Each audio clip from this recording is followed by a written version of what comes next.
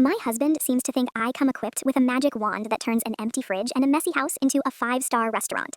Yesterday, at 1 p.m., he dropped a bomb on me. He told me his parents, his sister, and her husband were coming over for a full sit-down dinner at 5 p.m. That gave me exactly 4 hours to deep clean the house, go to the grocery store, prep, cook, and set the table.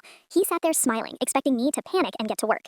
Instead, I put on my shoes, grabbed my purse, and left the house. And the fallout was absolutely delicious. You have to understand the dynamic here to get why I snapped. My husband loves to play the cool, chill guy. He always says, "Babe, relax. My family doesn't care if the house is messy. They don't care what we eat. They just want to see us." That is a bold-faced lie, and he knows it. His mother is the type of woman who inspects my baseboards. She runs her finger over the TV stand looking for dust. His sister, she's a foodie. If I serve takeout or frozen appetizers, I have to listen to 2 hours of passive-aggressive comments about sodium levels and the importance of homemade meals. So when he invites them over, it isn't a casual hang. It is a performance review, and I'm the only employee being evaluated. So he tells me they're coming in 4 hours. I looked around the living room. It looked lived in. There was laundry on the couch. The floors needed vacuuming. Then I opened the fridge. We had half a jar of pickles, some oat milk, and a box of baking soda. That's it. We hadn't gone grocery shopping in 10 days. I looked at him and asked, calm as I could, "Okay, what is the plan for food? What are you feeding them?" And he looked at me with that glazed over, helpless look and said, "I don't know. I figured you'd whip something up. You're good under pressure. Maybe make that lasagna they like?"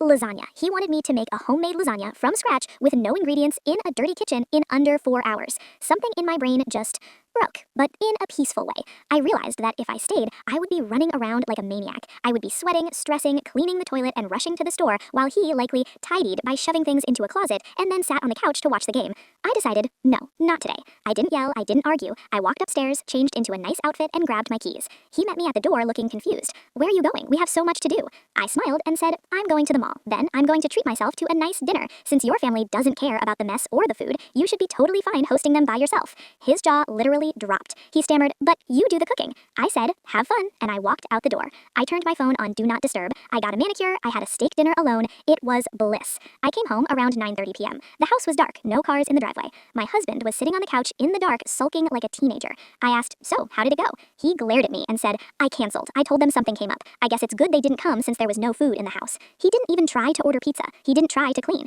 The second he realized I wasn't going to be his servant, he just gave up. Now he's telling me I'm the problem. He says I'm uptight, uncooperative, and that I embarrassed him because I can't go with the flow. I told him I'm happy to go with the flow, as long as the flow doesn't involve me being a maid and a chef with zero notice. Am I the asshole for leaving him to sink or swim?